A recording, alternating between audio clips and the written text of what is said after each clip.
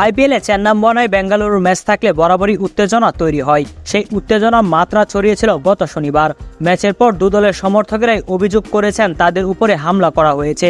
তবে অভিযোগ বেশি চেন্নাই সমর্থকদেরই। তাদের দাবি বেঙ্গালুরের সমর্থকরা হামলা করেছিল তাদের উপর। চেন্নাই এবং বেঙ্গালুরুর ম্যাচ আইপিএলের দক্ষিণ ডার্বি হিসাবে পরিচিত। এ ম্যাচে উত্তেজনা বেশি থাকে, এটা স্বাভাবিক। গত শনিবার দু দলের প্লে অফে ওঠার লড়াই ছিল। মরণবাচন ম্যাচকে ঘিরে সমর্থকদের আবেগও বেশি ছিল, সেটাই টের পাওয়া গিয়েছিল পরে। ম্যাচের আগে থেকেই শুরু হয়েছিল ঝামেলা। বেঙ্গালুরুর মাঠে খেলা থাকায় চেন্নাই সমর্থকদের হেনস্থার মুখে পড়তে হয়েছিল।